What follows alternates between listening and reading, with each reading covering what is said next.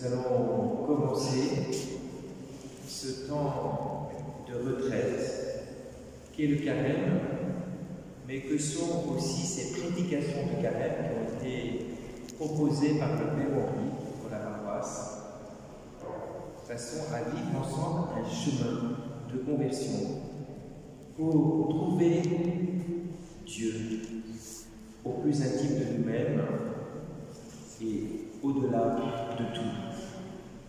Et pour cela, nous nous mettons à la suite de Jésus, qui est conduit, littéralement chassé au désert par l'Esprit. Et donc, nous allons invoquer l'Esprit Saint, pour que ce soit lui qui nous introduise dans ce désert, qui nous introduise dans cette retraite, qui nous introduise dans ce temps béni du carême, pour que ce désert devienne un paradis, le lieu de la réconciliation avec Dieu, avec les autres, avec nous-mêmes, avec la création tout entière. Comme Jésus qui est servi par les anges et les bêtes sauvages, comme un nouveau jardin du paradis. Alors nous propose prendre un chant à l'Esprit Saint pour demander la grâce de vivre ce carême en Dieu. Ô Seigneur,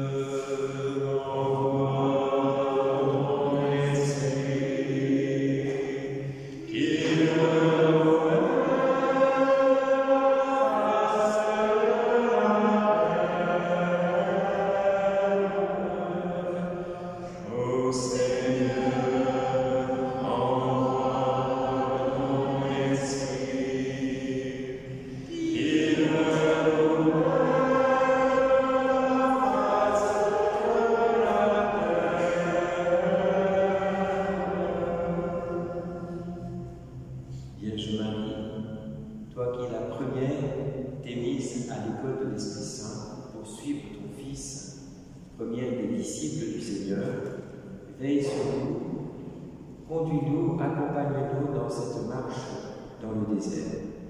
Je vous salue, Marie, pleine de grâce, le Seigneur est avec vous. Vous êtes bénie entre toutes les femmes, et Jésus, le fruit de vos entrailles, est béni.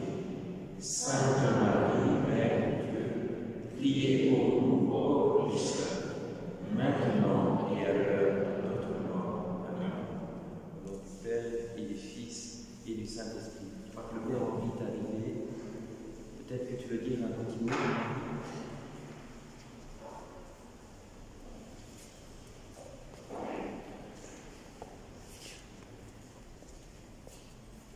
Moi, j'ai rien à dire, c'est pour ma joie de pouvoir nombreux.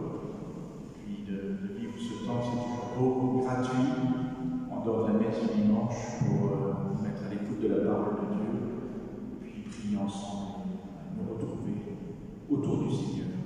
Merci, Père Martin. Avec ce carême qui commence, c'est tout un itinéraire qui nous est proposé par la liturgie de l'Église, itinéraire qui va nous conduire jusqu'aux portes de la Semaine Sainte et de là jusqu'à la passion et la résurrection du Seigneur, au temps pascal et finalement 50 jours après Pâques à la Pentecôte. La Pentecôte qui est l'événement de la descente du Saint-Esprit pour que les apôtres puissent annoncer l'Évangile jusqu'aux extrémités de la terre. Et c'est à cela que veut nous conduire le Seigneur. Il veut faire de nous des disciples missionnaires. Mais pour être missionnaire, il faut d'abord être disciple. Aujourd'hui, dans l'Évangile, nous avons entendu la proclamation missionnaire de Jésus. Les temps sont accomplis, convertissez-vous et croyez à la bonne nouvelle. Littéralement, changez de perspective. Changez votre façon de penser. Renouvelez-vous pour entrer dans les pensées de Dieu qui ne sont pas les mêmes que les vôtres. Mais ce qui est demandé à ceux qui accueillent le Christ, ça nous est demandé à nous d'abord. Pour que le monde puisse se convertir, il faut faut que nous, les premiers, l'Église du Christ, nous puissions nous convertir. Nous puissions entrer dans cette métanoïa qui est la clé de la mission. Et pour que l'Église tout entière puisse se convertir, il faut que les prêtres, les pasteurs, même nos évêques, eh bien, puissent se convertir. Mais pour cela, il faut que moi, je me convertisse. Tout commence dans mon cœur. Et c'est pourquoi nous sommes tous conviés à ce chemin de carême par l'Esprit. De la manière dont nous allons le vivre va dépendre peut-être le salut de beaucoup d'âmes. Cela dépend de nous, de notre disponibilité à l'Esprit Saint pour entrer dans le combat de Dieu. Alors, je voudrais vous introduire dans ce carême en évoquant quelques thèmes, en sachant que nous avons la chance vraiment d'avoir un itinéraire qui nous est proposé avec l'initiative du Père en ligne. Donc, chaque dimanche, il y aura une nouvelle conférence qui nous aidera à vivre ce chemin ensemble. Aujourd'hui, donc, je voudrais parler, en commençant de très loin, justement, qui est de partir d'une observation qui est modeste, de l'état de la situation de notre monde aujourd'hui. Puisque c'est ça dont il s'agit. Le monde, ceux à qui nous avons annoncé l'Évangile, c'est le monde entier. Mais comment va notre monde aujourd'hui? Et puis, à partir de là, j'essaierai de parler un petit peu des défis que cela représente pour nous, l'Église de Jésus. Et face à ces défis, eh bien, dans un troisième temps, le modèle que nous propose le pape François dans ses enseignements, à travers la figure de François d'Assise. Et ensuite, j'essaierai de montrer comment le temps du carême est un commencement pour entrer dans ce chemin de sainteté que nous propose le pape François à travers son magistère. Tout d'abord, que penser du temps que nous vivons? Peut-être que vous en avez fait l'observation, mais on pourrait avoir l'impression que le monde ne va pas très bien. Non? Peut-être, vous l'avez-vous remarqué, sans tomber dans une espèce de pessimisme, parce que nous avons l'espérance au cœur. Nous savons, nous les chrétiens, que Jésus a déjà remporté la victoire. Mais c'est justement parce que nous avons cette espérance que nous pouvons être aussi réalistes dans l'observation du monde. Le salut ne dépend pas de nos enquêtes sociologiques. Le salut, il est donné par Dieu et il est déjà donné. Mais c'est vrai qu'à vue humaine, on peut se poser des questions, et d'ailleurs elles sont posées fréquemment. Face à la crise sanitaire, à la crise économique, déjà là, qui s'annonce grave, à la crise écologique dont on nous parle souvent, eh bien, on peut se poser des questions. Mais il faut dire que derrière ces crises, il y a une autre crise, qui est la crise morale et spirituelle de notre monde, et en particulier de notre vieille Europe, qui a fini par perdre le goût de la vie, qui a fini par perdre le sens de la vie, par le fait qu'elle a perdu, pour une part, sa foi chrétienne, et qu'elle a perdu aussi sa croyance dans les religions de substitution qui ont pris la place de la foi chrétienne dans notre continent, ce qu'on a appelé les humanismes athées du 19e et du 20e siècle, qui ont finalement été profondément décevants, qui promettaient le paradis sur terre pour tous, et qui, malheureusement, bien souvent, ont plutôt donné l'impression de créer le contraire. D'où une forme de morosité, voire de désespérance parfois, qui se cache sous l'apparence d'une hyperconsommation, d'une hyperactivité, d'un volatilisme et finalement d'un individualisme à outrance. Parfois,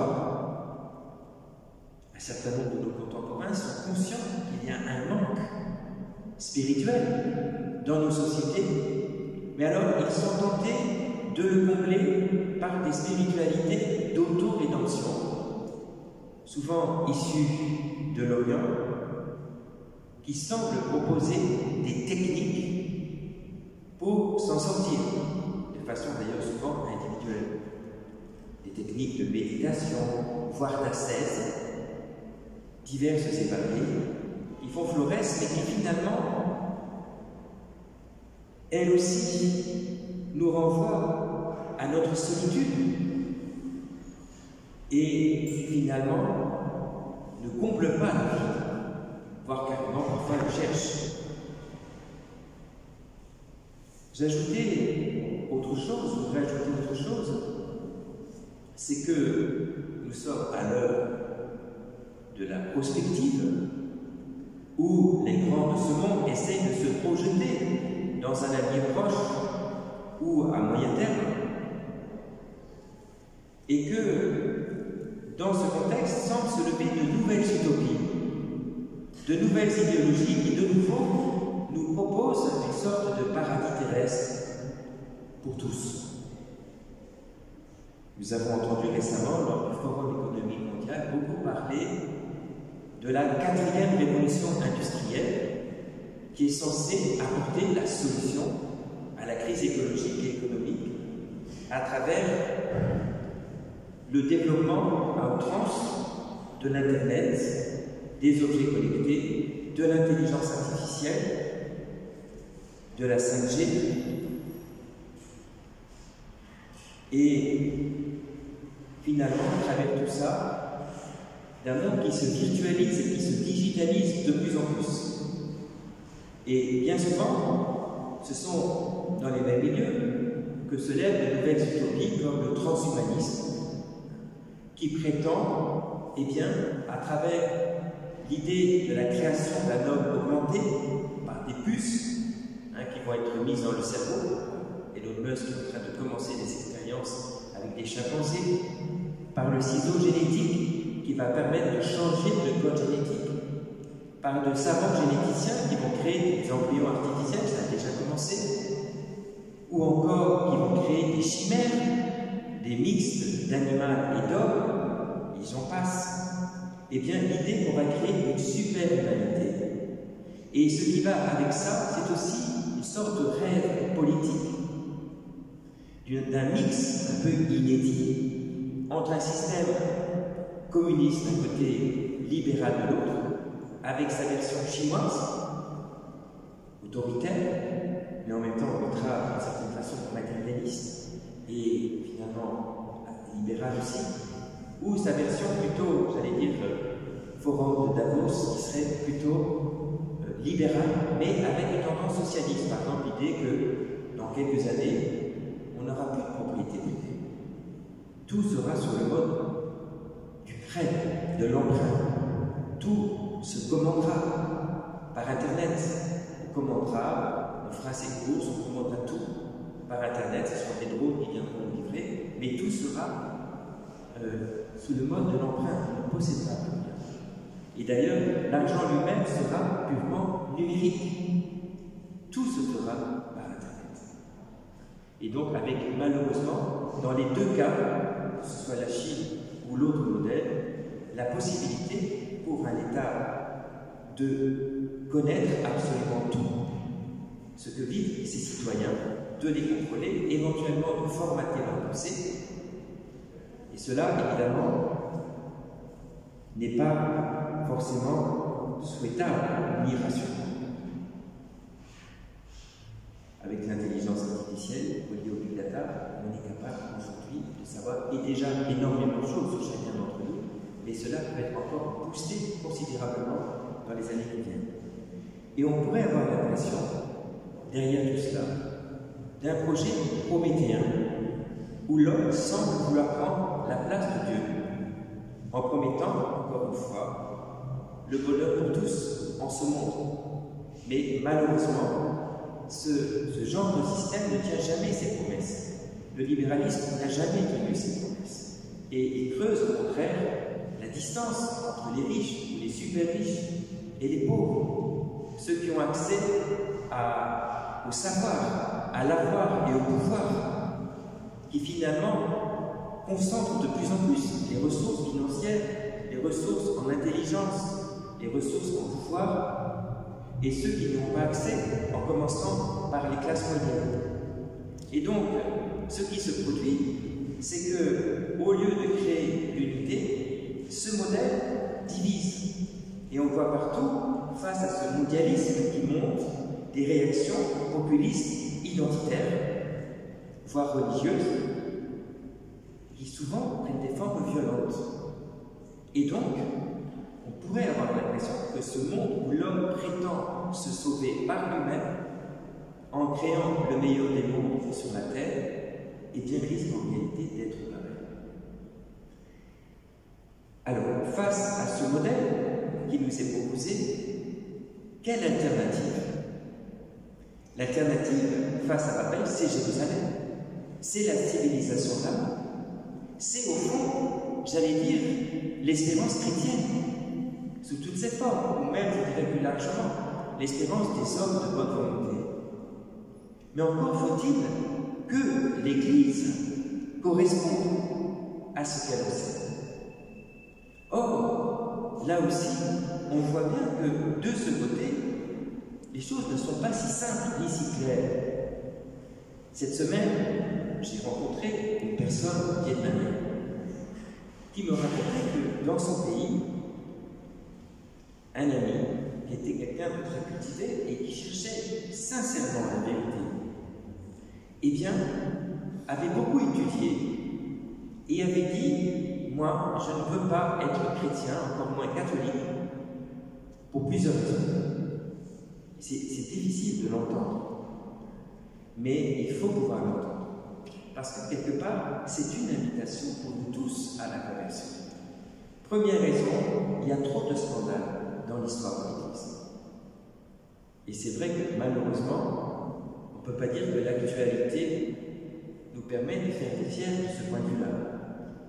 Deuxième raison, il y a trop de violence dans l'histoire de l'Église. Et c'est une vraie question. C'est une vraie question. La question de l'intolérance religieuse, que ce soit entre chrétiens ou vis-à-vis des autres religions, est une vraie question. Et donc, le troisième scandale, c'est ce qu'il n'a pas dit, mais que bien souvent nous observons, malheureusement, c'est la division entre nous les chrétiens. Le premier signe de conversion que nous pouvons donner, c'est l'amour. C'est ce qui convertissait les premiers païens. Quand ils voyaient les chrétiens s'aimer comme ils s'aimaient, c'était un langage que tout le monde comprenait. C'est le langage de la Pentecôte, c'est le langage de la civilisation de l'amour.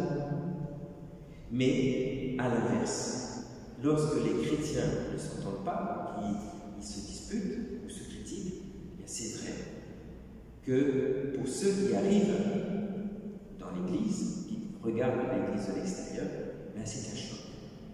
Et donc, évidemment, il faut pouvoir entendre ce type de discours.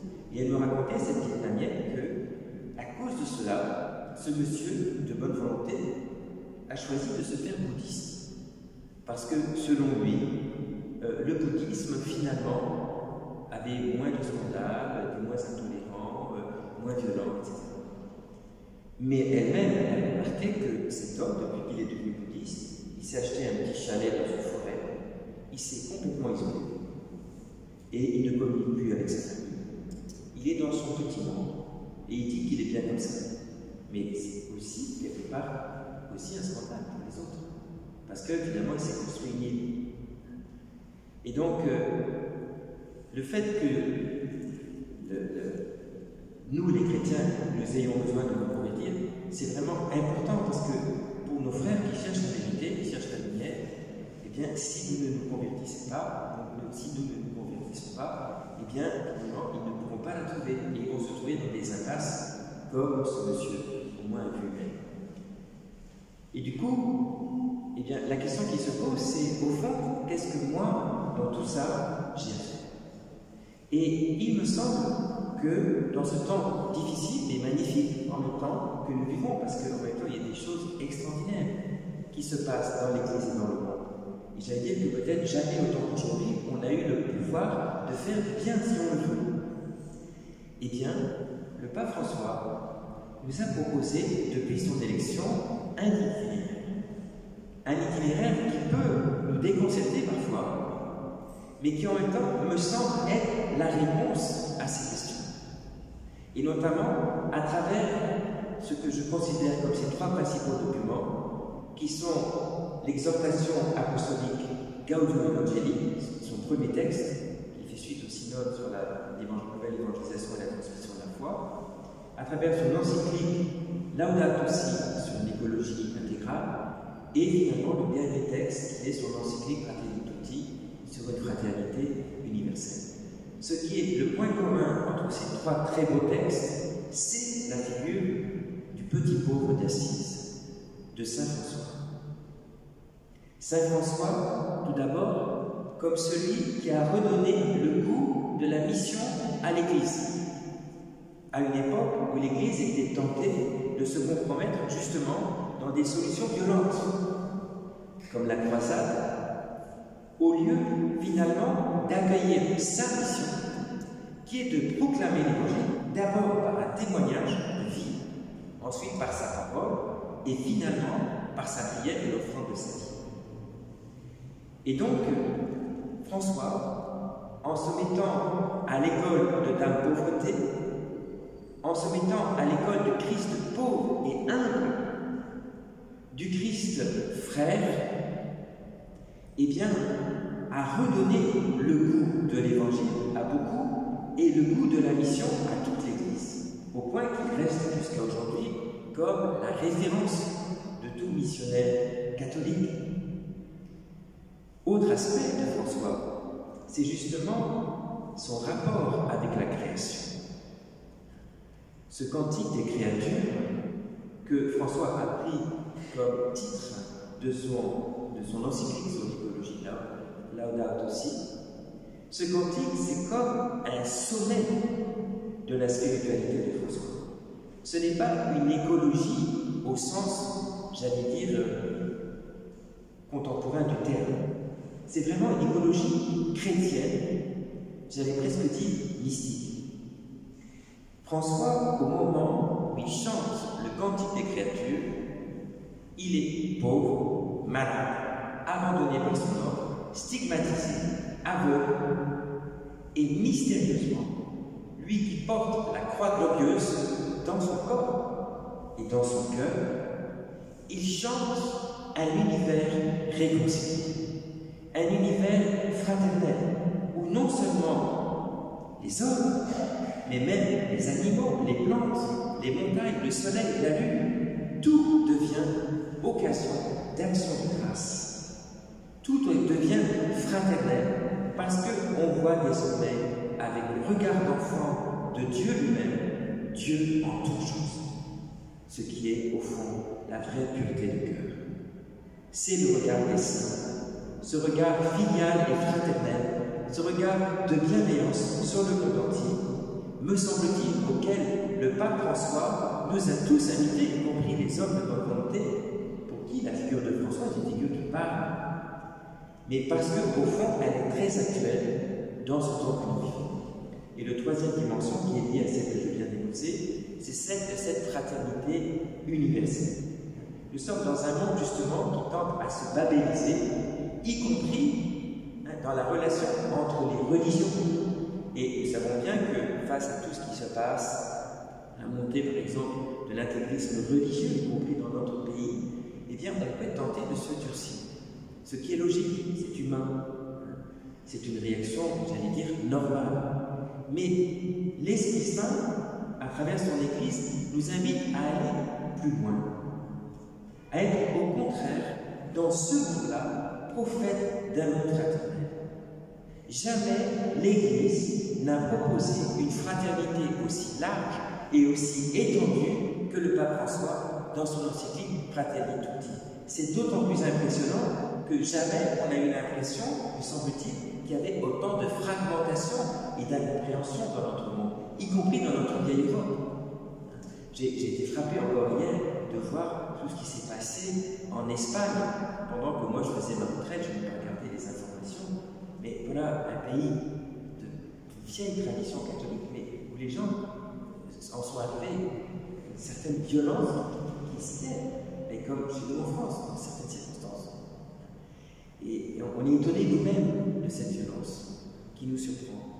Eh bien, c'est dans ce contexte, apparemment peu favorable, que le pape François, justement, nous propose ce document qui s'inspire, encore une fois, de l'approche de François d'Assise, mais pas seulement de lui, j'allais dire de Charles de Foucault, qui est cité explicitement dans l'encyclique, aussi d'une petite Thérèse, qui est justement, dans un monde apparemment non fraternel, d'être prophète d'une fraternité qui s'étend à tous. Et c'est possible, parce que là où le péché abonde, la grâce surabonde. Et le Seigneur veut faire certainement, aujourd'hui, comme à travers le pape François, des prophètes de fraternité, peut-être comme il n'y en a jamais eu dans l'histoire de l'Église. Et donc, voilà les trois portes que le pape nous propose, avec d'autres aussi, je ne vais pas énoncer ici, mais qui me semblent très convergentes dans le sens, et devant moi toute la figure du petit pauvre d'Assise, comme au fond, celui qui peut-être devrait être un peu comme pour nous un grand frère qui nous montre le chemin pour répondre aux défis de ce monde et aux défis de l'Église d'aujourd'hui. Alors pour cela, j'arrive au quatrième point, c'est comment le vivre aujourd'hui, comment justement l'Église dans sa pédagogie nous permet d'entrer dans ce chemin de conversion. Mais la première étape, c'est ce carême dans lequel nous sommes. Nous sommes entrés sous la conduite de l'Esprit Saint. Ce carême, on pourrait dire, c'est au fond pour nous, eh bien, la redécouverte de notre véritable identité. Notre identité filiale et fraternelle. Et c'est pour ça d'ailleurs que nous avons un combat à mener. Parce qu'il y en a un qui est jaloux de cette identité et qui fait tout pour la déconstruire. Et qui fait tout pour nous faire croire que nous sommes tous sauf les enfants bien-aimés du Père. Et c'est pourquoi nous allons être obligés, et sous la conduite de l'Esprit Saint, de mener un combat pour entrer dans la vraie liberté qui est liée à notre vraie identité, celle des enfants de Dieu. Et ce chemin, il se fait à travers deux étapes fondamentales, trois étapes. Celle que décrit saint Augustin quand il parle de l'itinéraire de conversion. Augustin, qui parle d'expérience, mais aussi qui parle à partir de la révélation, et notamment, je dirais, de la parabole de l'enfant prodigue, il dit au fond, un chemin de conversion, c'est passer de l'extérieur à l'intérieur, et ensuite de l'intérieur au supérieur. Et qu'est-ce qu'il veut dire par là? Eh bien, c'est au fond l'expérience de l'enfant prodigue. L'enfant prodigue que nous sommes tous, plus ou moins. Eh bien, avant d'être dans l'épreuve, il vivait à l'extérieur de lui-même, comme saint Augustin avant sa conversion. Il le dira d'ailleurs dans sa confession. Moi, j'étais à l'extérieur et toi, tu étais à l'intérieur et moi, je n'y étais pas. Le péché, pour Augustin, c'est la conversion en créature, à l'extériorité. Vivre à l'extérieur de soi. On dirait, en termes vulgaires, à côté de ça. Dans projeter, justement, dans cette hyperconsommation, cet hyperactivisme, dans cette espèce de frénésie, pour combler le vide, en fait. Et cette consommation peut aller dans tous les domaines, vous voyez, le domaine des choses que l'on mange, que l'on boit, que l'on regarde, que l'on écoute, les domaines des relations, les domaines au niveau de concevoir notre manière de travailler, de produire, et finalement même dans le domaine de la religion. Et donc, la conversion pour Augustin, c'est d'abord de découvrir la vie intérieure, découvrir ce que la Bible appelle le cœur, le mystère intérieur qui est le nôtre. Tout homme, toute femme, quel que soit son âge, depuis le premier instant de sa conception dans le sein de sa mère, jusqu'au dernier instant de sa vie sur la terre, jusqu'à sa mort naturelle, et même dans l'éternité, qu'il le sache ou qu'il ne le sache pas, qu'il y croit ou qu'il ne le croit pas, il est un mystère. Un mystère qui le dépasse lui-même, et que, ultimement, Dieu seul peut sonder, parce que les hommes regardent les apparences, mais Dieu regarde le cœur. Et même nous, de ce mystère, finalement, nous savons peu de choses. Nous ne savons pas vraiment qui nous sommes. Nous ne savons pas toutes les virtualités qui sont en nous, que ce soit du côté du mal ou du côté du bien. C'est Dieu qui le sait. Et c'est Dieu qui peut nous le révéler. Mais encore faut-il que nous soyons capables, comme l'enfant de revenir en nous-mêmes. Vous voyez, nous sommes dans un vacuum permanent. Nous sommes obnubilés par tous les écrans qui nous entourent, toutes les nouvelles dont nous sommes abreuvés, tous les soucis, comme ceux même que j'ai évoqués au début de cette rencontre, et qui peuvent peut-être nous prendre la tête, comme on dit vulgairement aujourd'hui, et par toutes sortes d'autres choses. Et finalement, ce que nous avons le plus de mal à vivre, c'est être capable de silence, d'une bonne solitude,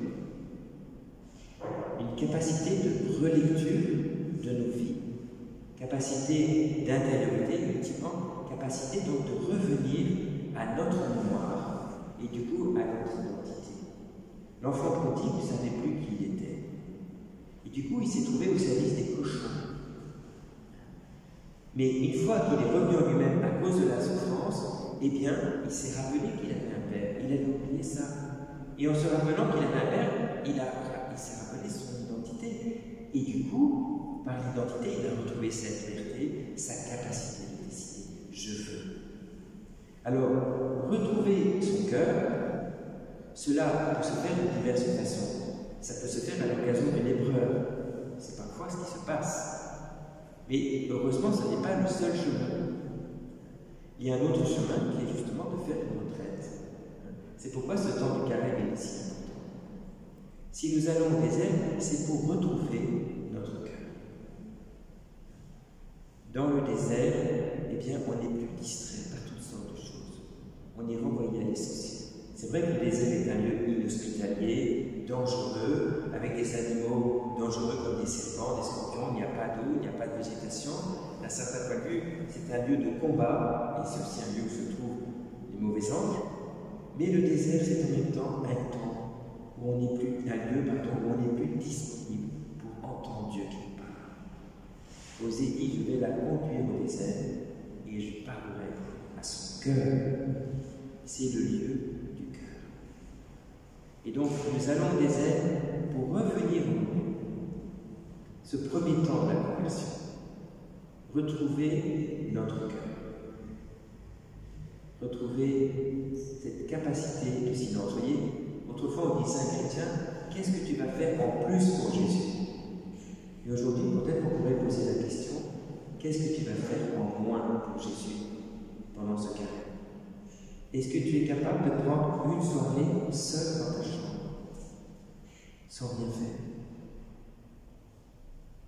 Une grande partie de notre sainteté se joue dans le moment de solitude. Mais comment nous les vivons? Est-ce que dès que nous sommes seuls, nous sommes tentés d'aller ouvrir notre téléphone, notre ordinateur, notre radio, notre télé, de les étourdir d'une manière ou d'une autre? Ou est-ce que nous sommes capables de nous mettre en présence du seul, qui est là, dans le secret de notre cœur, de notre chant, de notre vie, de son cœur, de son mystère, et qui nous dit, tu es mon fils, tu es ma fille bien-aimée, en toi je me tourne. J'ai déjà anticipé sur la deuxième étape de la conversion. Si on restait à la première étape, on pourrait être bouddhiste. Il y a beaucoup d'intériorité chez les bouddhistes, mais une intériorité qui nous enveloppe nous-mêmes, puisqu'il n'y a pas de transcendance. Dieu n'existe pas. La deuxième étape pour Père Augustin, c'est ab interioribus ad superiorum, passer des choses intérieures aux choses supérieures, à celui qui est plus intime à nous-mêmes que nous-mêmes, au fond de notre cœur, et en même temps qui est au-delà de tout, notre Père du ciel. Et c'est bien l'expérience de l'enfant qui dit « Je veux retourner vers mon Père. Je sais que finalement, il y a un Père qui m'aime quelque part et qui m'attend et qui veut me prendre dans ses bras, qui veut me dire combien il m'aime. » Alors, vous voyez, au fond, ce retour dans son cœur, et puis le retour vers le Père qui nous attend, c'est ça qu'on appelle la conversion, mais la grâce à demander, c'est la grâce du cœur blessé. Pour faire ce retour, la grâce de prendre conscience que nous nous sommes éloignés de notre Père, et quand nous les éloignons de lui, nous nous sommes éloignés de nous-mêmes et des autres. Et demander la grâce de la vraie contrition. L'enfant prodigue, il se prend conscience qu'il a oublié son Père, et en même temps, en oubliant son Père, il a créé son propre malheur. Alors il se dit, je vais retourner vers la maison de mon Père, je vais lui dire, Père, j'ai péché contre le ciel et contre toi. Je ne mérite plus d'être appelé ton fils. Mais il y a quelque chose d'un peu intéressé dans sa démarche. Il a quand même pris conscience qu'il avait fait du mal à son Père en partant, en oubliant. Il a un commencement de contrition. Eh bien, la grâce à demander, ce serait vraiment d'avoir une vraie contrition. Vous savez, la grâce de reconnaître son péché, c'est l'Esprit Saint qui peut le faire. Ce n'est pas une introspection, vous voyez, ce n'est pas une forme de culpabilisation, d'introspection intimiste, égocentrique. C'est un don que nous fait l'Esprit Saint, soit à travers la parole de Dieu, soit à travers une parole reçue d'un frère, d'une sœur ou d'un prêtre, soit à travers ce que Dieu peut nous dire au fond de notre cœur. Et d'un coup de prendre conscience, ah, tiens, je ne pensais pas, et sur tel point, j'ai vraiment pu blesser le cœur de Dieu. J'ai vraiment pu blesser le cœur de mes frères et sœurs et me blesser moi-même en même temps. Alors, il y a un auteur récent américain qui s'appelle Neil Lozano qui a proposé ce qu'il appelle un chemin de délivrance, mais on pourrait appeler ça simplement un chemin de conversion en 5 étapes. Alors, je me permets de les énoncer parce que ça peut être un chemin aussi pour notre cœur. La première étape, c'est justement la conversion. C'est de revenir à Jésus et par lui au Père. Remettre Dieu à la première place dans ma vie. Le rechoisir. Choisir de faire alliance avec lui. Vraiment de le mettre à sa place, qui est celle du premier signe. Et du coup, la deuxième étape, c'est de prendre conscience qu'il y a un certain nombre de choses dans ma vie qui ne sont pas en place, où Dieu n'a pas la première place. Et ça, encore une fois, c'est Dieu qui va nous le montrer. Il ne faut pas se faire trop de questions. Mercredi dernier, j'entendais le curé de la paroisse où j'étais, c'est sur le carême. Il disait souvent, on entre dans le carême en disant, Seigneur, tu vas voir, je vais t'offrir ça, ça et ça. Et on n'écoute pas le Seigneur qui nous dit, mais moi, c'est pas ça que j'attends de toi. C'est plutôt ça, ça et ça. Et ça, Seigneur, je ne peux pas te le donner, je ne suis pas prêt pour t'offrir ça. Mais c'est justement ça que moi, j'aimerais que tu m'offres. Vous voyez, c'est la différence d'une pénitence qui vient de nous et une pénitence qui nous est donnée par Dieu. C'est cela qu'il faut accueillir. Mais ça suppose, encore une fois, de faire un temps de silence, des temps de prière, des temps d'écoute de la parole, et Dieu lui-même va nous montrer ce qui cloche dans notre cœur. Et je suis sûr qu'il y a au moins une chose qui cloche. En tout cas, pour moi, j'en ai déjà vu plusieurs. Parce que j'ai eu la chance de faire une retraite cette semaine. Et le Seigneur m'a montré pas mal de choses. Alors, ça ne nous décourage pas pour autant, mais quand même, ça nous appauvrit. Et et même ça nous suffit. Mais la grâce des grâces, c'est vraiment de prendre conscience que j'ai pu blesser Dieu, les autres, et du coup, demander la grâce de la réconversion. Premièrement, la conversion. Deuxièmement, ce qui va avec ça, c'est la renonciation. Dieu nous a dotés d'une liberté. Et dans la nuit de Pâques, nous allons dire « Je renonce à Satan, à toutes ses œuvres, à toutes ses séductions, à tout ce qui conduit au péché. » Quand on prend conscience qu'il y a quelque chose dans notre vie qui ne va pas, qui est en contradiction avec l'amour de Dieu, eh bien, il s'agit d'exercer notre liberté. Dieu ne fera rien sans nous. Et donc, on va nous poser la question, est-ce que toi, tu es prêt à renoncer à ça? Oui, j'y renonce. Donc, prendre cette décision de la renonciation si le Seigneur nous montre tel point de conversion. La troisième étape, ça peut être dans notre ordre, c'est le pardon. Ce qui va avec la conversion, c'est de recevoir. Et la confession est faite pour ça. Pendant le temps du carême, il y aura la confession, déjà tous les dimanches à l'heure de l'adoration ici. Sans parler de toutes les fois où vous voyez un prêtre, vous pouvez lui dire « Mon père, je voudrais me confesser ». Et à ce moment-là, le prêtre, même si l'Église menace de s'effondrer, eh bien, il doit vous confesser d'abord avant de s'occuper de l'Église. Parce que c'est sa première priorité, c'est de répondre aux demandes des chrétiens qui ont besoin du sacrement de réconciliation, parce qu'il n'y a que lui qui peut donner ça. S'occuper des choses de l'Église, d'autres peuvent le faire, mais donner le pardon de Dieu, c'est ce qui est donné en propre avec l'Eucharistie et tout ça. Donc, le pardon reçu, le pardon aussi donné.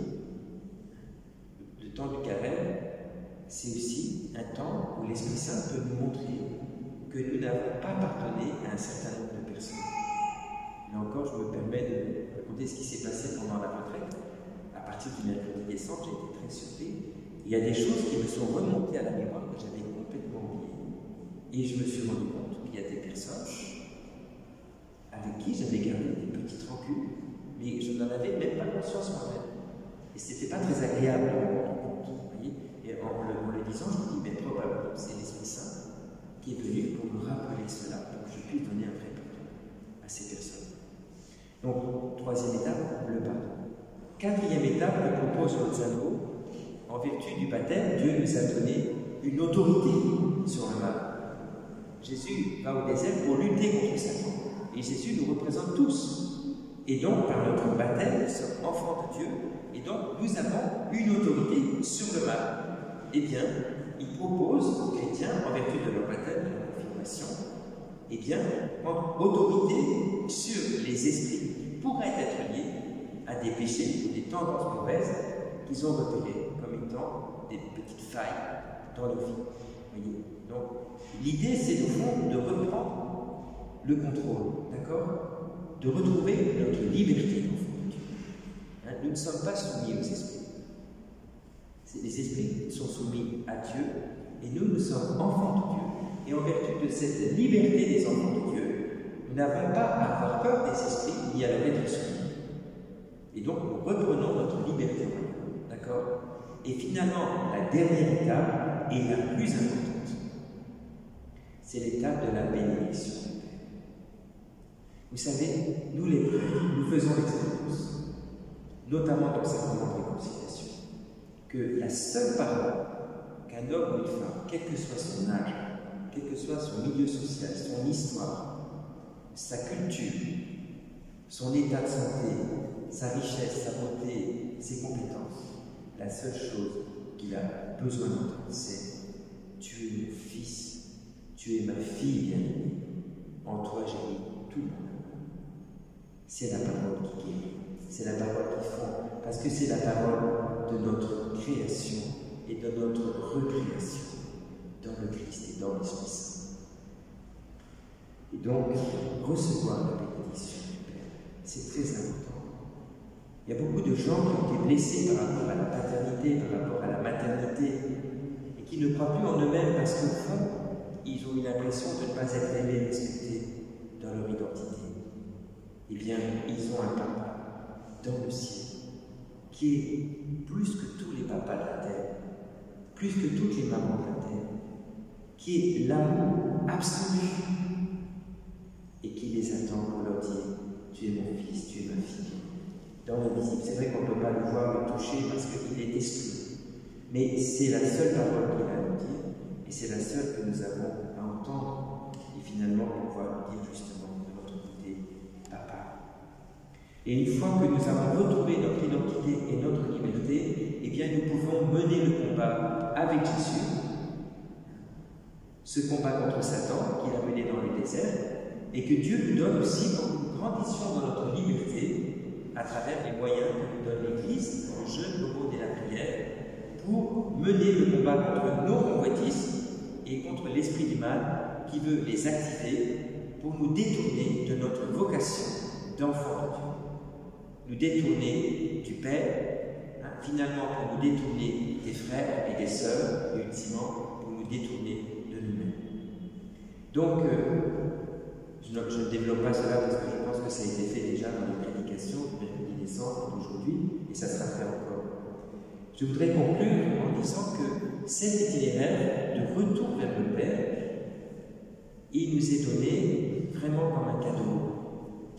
Et il dépend de nous que le désert devienne un paradis, comme cela a été pour un certain nombre de saints, comme cela a été pour Jésus lui-même, parce que c'est le lieu de la réconciliation avec Dieu, avec soi-même, avec les autres.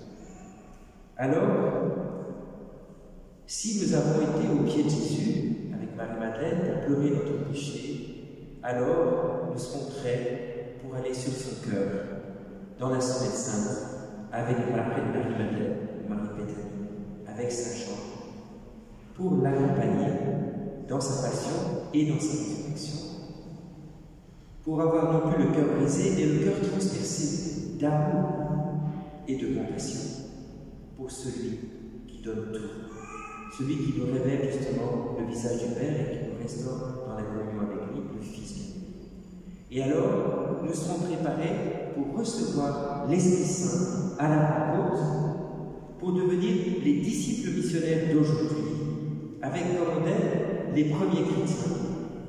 Et parmi les chrétiens des siècles suivants, François d'Assise. Je vais terminer avec ça. Cette semaine, j'étais à la paroisse Saint-François d'Assise, dont le curé a beaucoup travaillé la figure de Saint-François. Il m'a dit une chose qui m'a beaucoup marqué, c'est que pour être frère, il faut être tout petit. Les franciscains s'appelaient les frères mineurs, les minuscules, les tout petits.